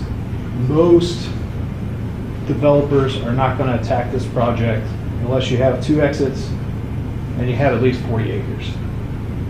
I don't know that, but I think this is going to end up being a trend all the way around us, and that's not why we moved to Danville. That's not why we moved out here. That's not what we want. I know we don't always get what we want, but that's why all of us are here tonight, is to express those concerns. Is there a current fence between you and the church property? There is a dilapidated farm fence, but no, not a substantial or any type of fence that's going to keep anyone out. There's about 30 feet of high density wood or wooded area between us, but again, nothing really that's going to keep anyone out. And you have a fence to the west? No. We don't plan on putting a fence to the west. Those neighbors are welcome neighbors. So just like the neighbors to the east were, you know, under the current situation. So. Okay, I may be off base on this question or statement, so forgive me if it's not germane here. Owen, you mentioned that there was rumors of connecting to 200 East. Yes. Okay. The picture that we were shown earlier was highlighted in yellow that showed everybody to the east was signing the petition. Mm-hmm. So is there anybody that's between Owen's property and 200 East? I think the property that he's talking about is actually a farm field. So, and I didn't get to the very northern portion of the people on 200 East. So there is one house down there that I did not talk to, wasn't able to make contact with. So I don't know. When we're looking at the advertisement that Mr. Vanport has put on his website, he's expressed that there would be a second interest possibly available. So maybe he can speak on to what that advertisement means. He's also expressed that the town of Danville is going to annex this, and was pretty confident that he could get this done. Can I ask who that person is he's talking about? Mr. Vanport, your realtor? Absolutely. I'm sorry, I didn't hear you. Jerry. Yeah, there's no Cornhole. plans for anything on that at this point. Now, if they're successful in selling it and something like that happens, I believe, I'm sorry, I didn't mean to talk. Okay. We're trying to kill the rumor. So Yeah, let's kill the rumor. So if you want to Or start it. Yeah, I mean, if you want, so that 137 acres is for sale. Which is where That's the exactly? R2 that goes up in north. North and to the west. Gotcha. Correct, yeah. That's one owner that's listed, Jack Lawson has that listed. So when you look at land for development and things like that, you see the R2, and that could possibly connect to an open field there to the east of that, if that could. I don't know of any plans for those to be developed together. Yes, it's possible. They would have to come through the town. I believe that town would have to annex in as well. The town of Which would Danville give has- everybody another opportunity to talk about their concerns about that, absolutely. The town of Danville has indicated it would support residential development for the site. Utilities are nearby. That's on his. That's the 20 acres. That's his advertisement. That's 20 On the 20 Yeah, acres. and that, the utilities are at the road. I don't remember a meeting where the town has indicated that they would support this. Does anyone know of a meeting where that was The indicated? comprehensive land use plan and the strategic plan that was referenced earlier both referred that areas for residential development as opposed to Okay. commercial or industrial. Okay. So, none of us residents knew about your guys' plan. It was advertised publicly and accepted in public. Okay. Well, okay. So, that's the gist of our concerns. There's also a few other concerns with water pressure in that area. I know several residents of Whisper Wood that are already having water pressure issues. I don't know what the plan is for that. I know myself, I've already had to install jet pumps and water holding tanks, pressurized water holding Because tanks. you're on the well. No. I'm on city water. Yes, sir. But I assure you, I'm on city water. Not you're paying somebody a check, right? I assure you I am. I put the line in myself. We've got a booster station at 400, and it's Yeah. running good. Well, I've brought up the concern to the water department, and they told me I don't have a pressure issue, I have a volume issue, which is obviously my problem, so that's why I've spent thousands of dollars on a solution to that problem. What main do you hook into? I hook in, they've dropped a lateral across the street and a pit at the entrance of Whisper Wood on this side here. Of course, it doesn't have anything to do with the rezoning, but it just kind of amazes me. I mean, this board is going to make recommendations to the town council. You know, what you guys think about rezoning it. So I think it is important that, you know, infrastructure, you know, be at least adequate for what we already have before we consider rezoning it. You know, we have no plan, at least we haven't, the citizens haven't seen a plan to improve the infrastructure in that area. We just got our street fixed. I know you guys have dealt with 10th Street, and you guys feel our pain. But now, if this goes to an R2, and this, from what I hear, there's already people interested in it. If it gets sold, then we have construction vehicles and everything right on our new road already. So that's a concern for us. Okay, can I stop you for a second? Yes, sir. Church, do you have a buyer in your pocket? Maybe. We have an offer. We have an offer. Okay, so what I'm trying to do is just kill the rumor. Yes. Okay, so when Owen brings it up and says there may be, and you can tell me that, yeah, there is. There is an That's offer. gonna make everybody, then we're all talking the same talk. Yes. Okay? Right. That's all I'm trying to do here. So, Okay? We just started the process prior to the offer being rendered, though, because of the moratorium. So is your property annexed in town? it is. Yeah. So my property and the little cutout below me or beside me is the last properties in the town. So, but I think there's a lot of issues to work through even before we even consider doing an R2. I think if we start with an R1, R1E, that would be consistent with what is already developed on that side of the road. Judith Lane is an R1, R1E. Those are very nice homes. The R1, we call it the lane, but it's actually 10th Street addresses, which are just to the east of me. Extremely nice homes, and they're all on 3+ acre lots. My house is on 8 acres, so most of the houses, the Wootons, are on 200 East. They're on 5 acres. The gentleman to the south, he couldn't be here today. His name's Ted. He's on 4 acres. So we just want that to be consistent on that side of the road, at least for now. And R1 can still give you half-acre lots, though. Yeah, and that would be consistent with like Wexford. Wexford's a nice community, and they would not deteriorate the value of our community, we think. So we're not opposed 100% to development.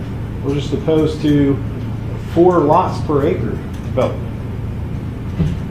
That's not what we're wanting in our backyard.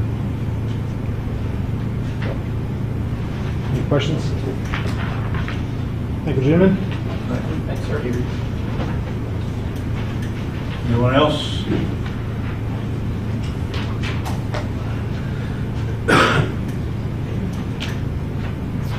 Kyle Wooten, 1094 North County Road 200 East. We are, just like Olin, is that right? Just like Olin mentioned, we are here. When we bought that property 8-9 years ago, like I said, there's no guarantees for death and taxes. We purposely purchased that property because we knew of the church owning this. My wife and I both grew up out in the middle of the country. This was a good fit, country setting. If we go if the R2, just like Whisper Woods, not speaking badly of Whisper Woods, but if that's what we wanted to purchase and where we wanted to live, that's what we would have done, was here instead of this location. I think like Olin said, he has concerns with his retainage pond and drainage. What happens here, probably with this northern half of this area, drains right through here, right on the north side of our property and the south side of our neighbor Brian, to where the county 2 years ago possibly, after submitting, we'll say, requests or complaints, they did come out and replace this culvert, which did help a bit. With big rains, this backs up from this field, floods our yard, floods Brian's yard. There's a problem, there's low drainage with this. I think there's an easement here maybe, because all of this floods out into this field, and I think this eventually comes down here, and I believe that's where it goes, is down through here, floods all those yards. I know, like they were talking about with the previous development, when they go in, and I'm in commercial construction, I know that when you go in and do site development, it's supposed to stay on the property and it's their problem. But I just wanted to mention those issues as the committee does take this into consideration. I have no issue, as it sounds like everybody else, with an R1 that still matches what we have over here. It sounds like Olin has no plans to do anything, which is outstanding. Country setting with everybody that lives across this. They're on 10th Street. I know we can't possibly do anything about the other development, but like you mentioned, we'd like to keep that little close-knit area the same.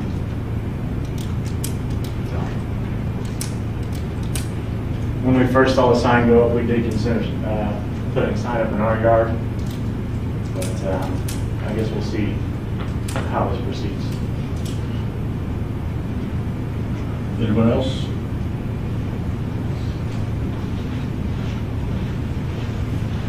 My name is Daryl Morton. I'm at 1710 10th Street, right there on a 5-acre lot, zoned R1, as well as these other ones are all 5-acre lots. I just want to speak to the current trend. The current trend right here, the only thing that's being developed right now is this Judith Lane, Rotan Estates, and they're all over 2+ acre lots. Okay, so that's the current trend right now on that road. Also, I'd like to ask, a lot of us will hear also about this other portion that's for sale right here, this R2. Can you tell us when that was zoned R2? How long has that been R2? I believe it was like 1998. That's all I have. Thank you. Anyone else?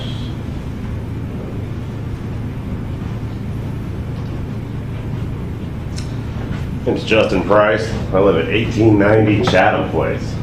And I'll speak to what Kyle and Olin said when I worked this thing. I live right there. That drains completely down over 10th Street and floods this culvert and this whole back area right there every time. I'm not opposed to selling either. I wish it best, but the R2 rating, you put 4 per acre there, that drainage is going to be insane. Absolutely insane. The 1 RE is perfect, and these guys are absolutely right. That speaks to this whole community right here. I know because I look at it every day. And, you know, it's great.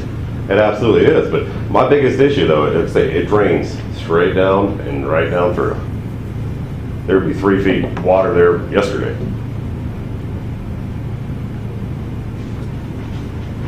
And if anything does happen in there, like I said, everything's got to go in one direction. It's coming, they're not going to come across our property because No, it's coming mine. so it's coming down here. Which is technically, that culvert is technically my property.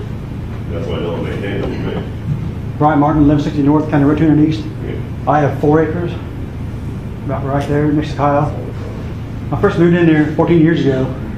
I get a flat bottom boat in my side yard. And dogs swim behind me. I got pictures of it. But then they kept building over here and changing stuff. And it changed the water table. And it keeps changing. I had the county come out and look at it and said nothing wrong with it. It's floodplain. Because it always flooded. Come off that land there, rolled around. You can see it how it rolled around to my land, between me and Kyle's land. But it's getting better. I had tile put in like 2 years ago. Helped the farmer behind me for his, so it wouldn't flood his land no more. But I'm just concerned about my woods there and the privacy. Bigger house would be a lot better in there for land for good neighbors. I mean, I don't want one like that there, like Kyle said. That's crazy.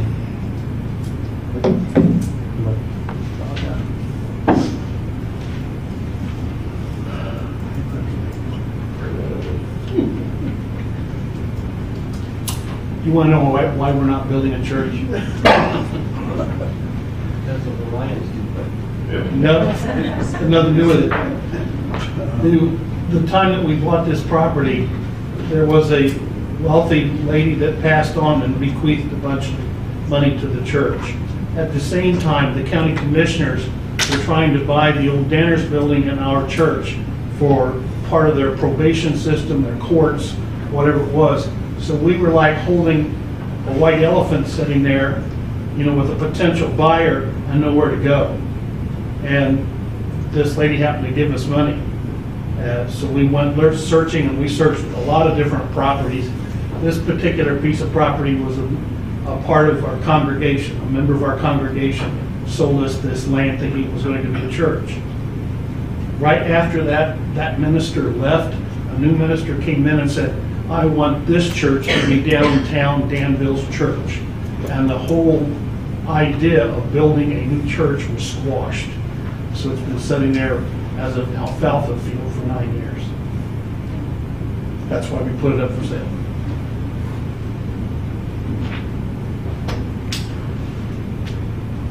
I'm Alan Keene. I'm at 1724 10th Street. One question I do have, would the church be opposed to amending their R2 designation for zoning?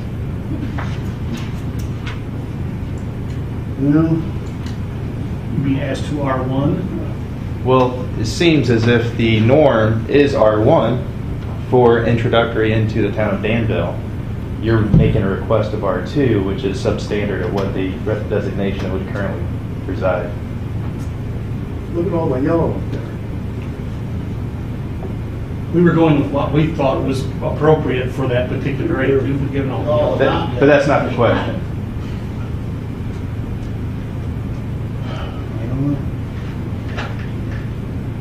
And part of your trustees have to kind of make that decision.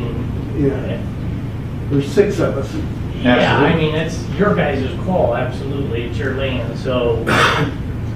If we were to do that, if we were to amend it to R1, that doesn't prevent the new buyer and a developer from resubmitting for an R2 or. That's right. High density, right? I mean, and we don't know what they're going to do with the development, so we don't know what kind of housing is going in there. We've got a nice offer, but that's all we know right now. So. Good question. We'd have to take it back to the trustees, and we'd have to take it back, then after that, we'd take it to the board of directors, so on and so forth. And that could lose our bidder too. Our bidder could walk out. You're talking about the potential. I'm saving. That's all right. I'm a member of the church. I used to be a trustee. I understand. Thank you for your abstinence here. It's probably in best interest, not just for this issue, but for all policy and politics. It's much appreciated. As Daryl mentioned, this property here is the most late property that's been developed in our neighborhood, calling this 10th Street neighborhood our neighborhood. This, as you know, has been developed as an RE1. Prior to that was Mr. Olin Miller, probably the latest, but that was already designated as an R2, which hasn't changed. That was like that when he had purchased the property. But as far as development goes, RE1 has been the standard in our neighborhood. And we just ask that we keep with the standards of what's being developed. This has been reported tonight, was put into place in 1998. We can't do anything about that at the time. But this, we can. Is there more RE1 further to the west? That I can't answer, other than what's here. I thought that was a fairly rare designation myself. Maybe you want to speak to that. Yeah, I don't know. There are a few other RE1s that are to the west of this location and north of Wexford. But they're kind of isolated in that area, very large lots. I got that. Who asked that question?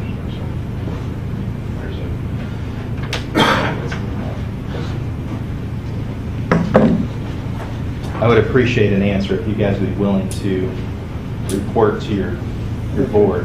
I think many of us in our community would like to hear the response. My name's Kevin Crawford. I currently live in the Whisperwood Farm or Lakes area, but I am the former owner of this property right here at 1704 10th Street.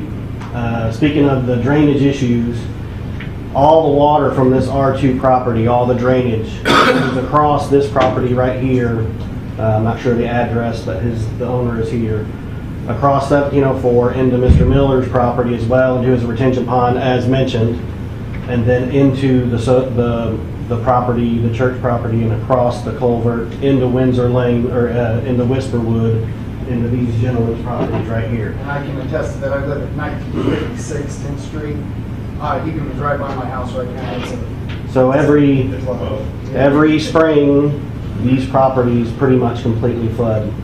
The properties, as far as the dwellings, are okay, but thank God we have good sump pumps. But this property, the backside of Mr. Olin Miller's property, is pretty much all flooded. His retention pond it overflows. This property ends up being all saturated and wet. Like I said, it's like a large river that runs right across from here, across there is a culvert right here that goes across that private drive. In this area, across this property and R2, and then eventually into the Whisperwood area. So developing a Whisperwood-like type quarter, R2 property there is definitely going to have an impact on this property along with these properties right here as far as the drainage.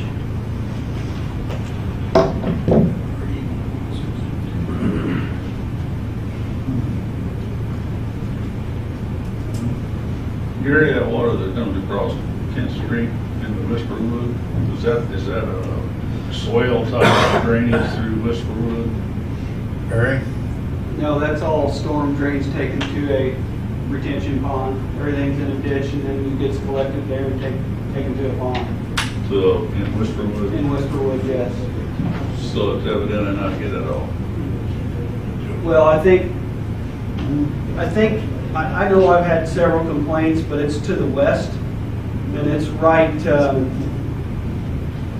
me get my bearings straight. It's on east of the on west of Whisperwood that comes across the R2 field. I don't know of anything going back to the rear of that large R2 parcel, but I haven't had any complaints of drainage along 10th Street except for west. I have not had one complaint of drainage issues. I think you got 3 tonight. But You guys got to complain to them formally. But if it's on private property, we don't have a dog in the fight. So, I mean, that's... Which begs the question, if we do annex it into the town on the 15th, then does the town, are we obligated to take care of that? Because, well, it's still private property. Only if it's developed. Okay. Which leads me to an interesting comment. The RE1 everyone's talking about, and the R1 area that everyone's discussing, and the drainage columns you just had listed, those are exempt lots. They didn't have to come in and be reviewed for drainage as they went through the approval process because they were exempt from our subdivision and our development standard regulations. So we didn't have the opportunity to look at them from the drainage standpoint before they were developed and implemented. So what about my R2 property? I wasn't involved in that, so I can't answer that question. I don't know how to answer that. I'm assuming somebody did because you said you had a drainage detention area. But I don't know when that was developed. When did your development occur? About 10 years ago, the farmer and the lady that owned it before me installed the field tiles and then dug out the pond. It's not a development wall, it's a single lot. Okay, so it didn't come through either. So we didn't look at it? I don't know what design criteria they used or how it was designed. We didn't have an opportunity to look at it either. So why were the RE1, the R1, why were they exempt? Why did they not come through? Because their regulations exempt it. Right. We have a provision called Exempt 2 subdivision, which allows large estate-sized lots that don't require services to be platted and developed. Not all RE ones are like that. No, they all are. They all are. Those that we have. But Mr. Stevens, they have enough area to drain themselves, and they have enough surface area. Where if we put in a So they think. 4 acre or 4 lots per acre, then you're gonna have roofs, driveways, streets. That's what's gonna collect the water and run it downstream to Whisperwood. But that also then kicks in our development through drainage standards, so that they have to put in the drainage requirements to offset those. I think before the church can make a decision, we have to know whether or not if we amend this, does that put us past December 31st? And then we're delayed to after January 1 of 2020 to annex into the town of Danville.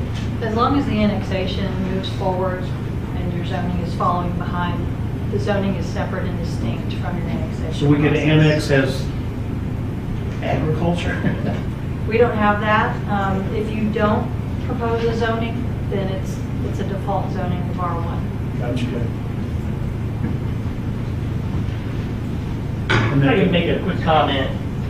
So, as I market this property to people, developers, and things that look at it, and I don't mean to take up your time, so you can tell me shut up and I'll maybe get contact info here. But, one of the things, because it's so small, was I've talked to and marketed to like empty nester retirement, age restricted type communities.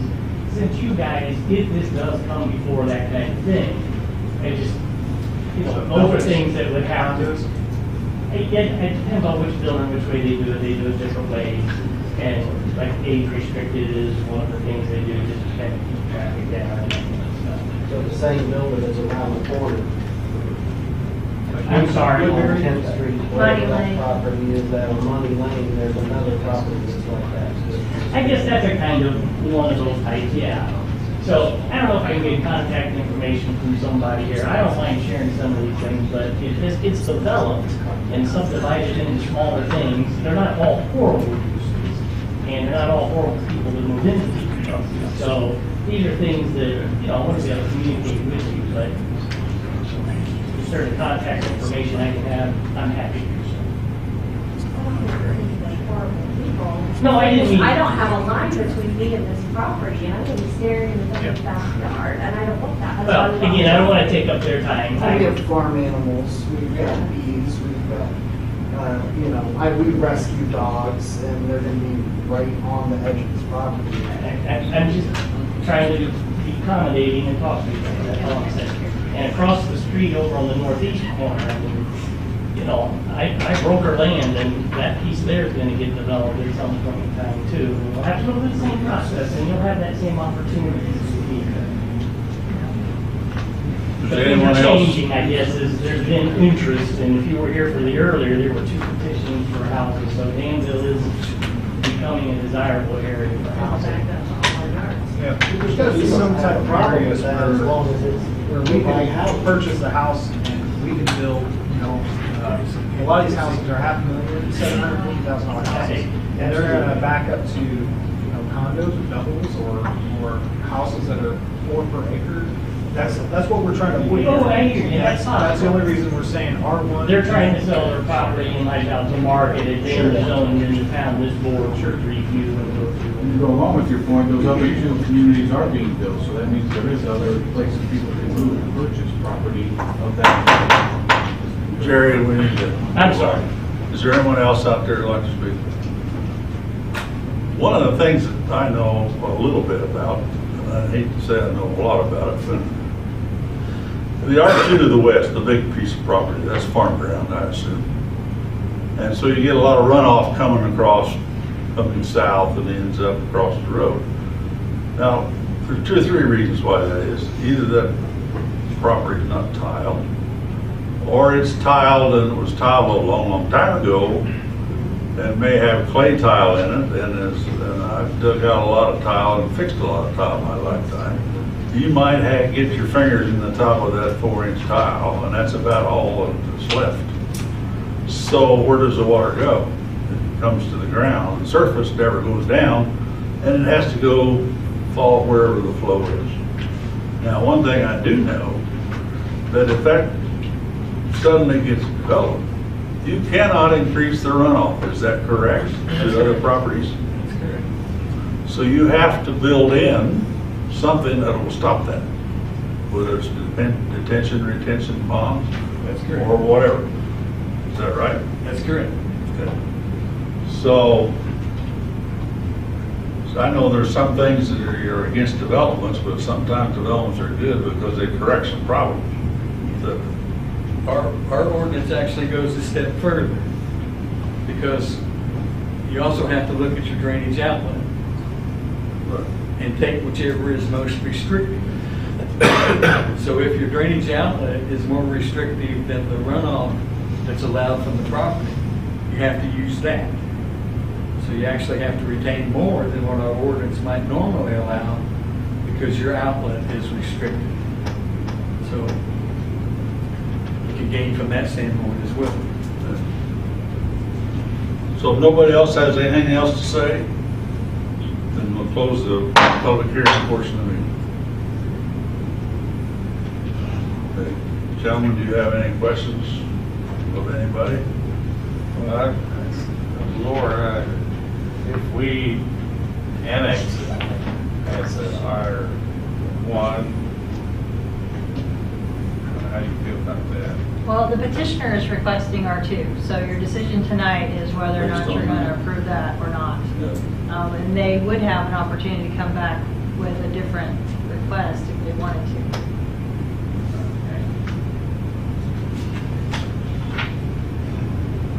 would it be proper, or do you want us to proceed with what you put in? I mean, you know, my job's to market your property. Okay. And this board, staff, and you as the owner, you have to make that decision. Let's go ahead with R2.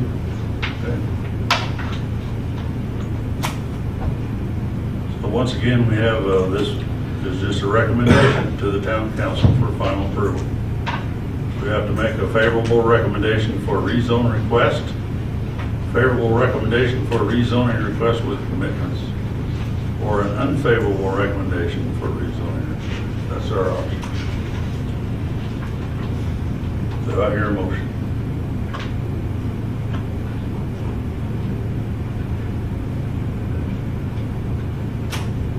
Mr. President, make a recommendation, an unfavorable recommendation for rezoning request.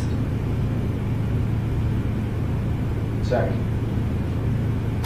We have an unfavorable recommendation for rezoning request. And a second.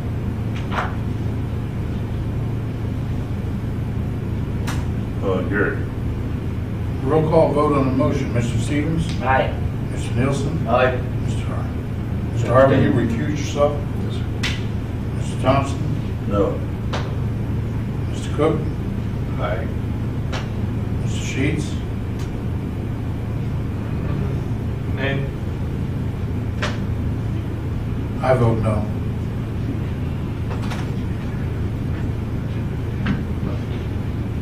So checking we have one abstention. We have 3 ayes, 3 noes. We have a tie vote, therefore there is no vote.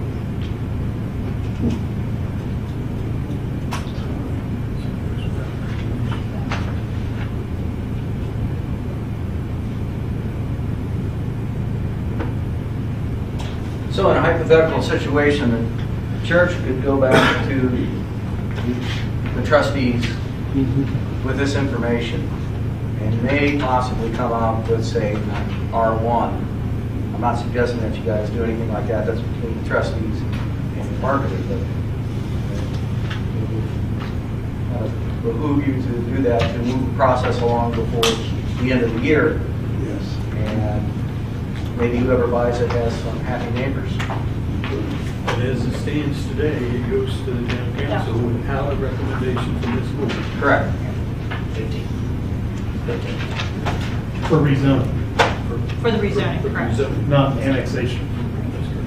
So the town council could, no, they can't override that then, because we didn't make a decision. Yeah, they can act. They can act on They the can act. rezoning. They can still do it, They can still act. but does not affect the annexation, you're right.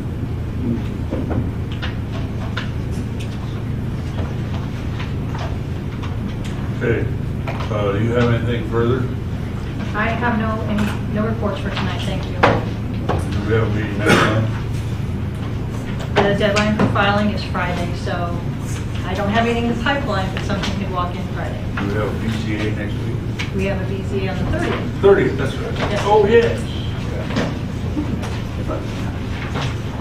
I'd entertain a motion to adjourn. So moved. Second. All in favor?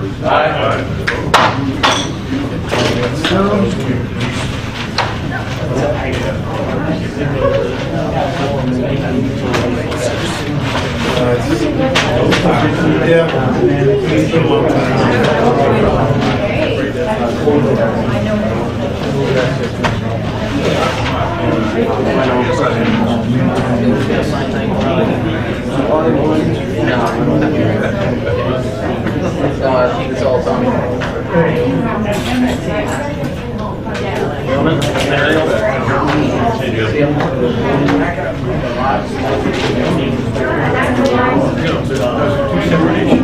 Thanks, Jeff.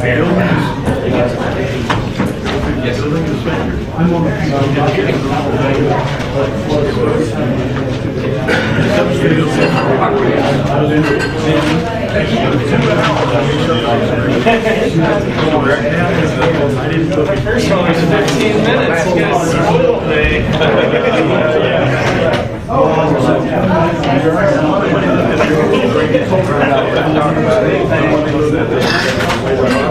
That one there.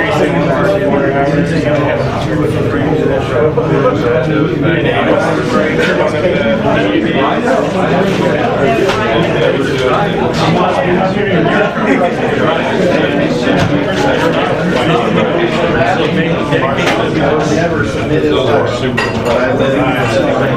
See you guys. See you later.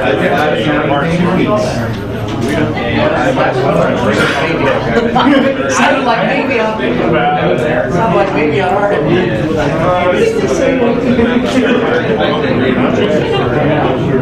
love that you guys were there. We'd love to see it.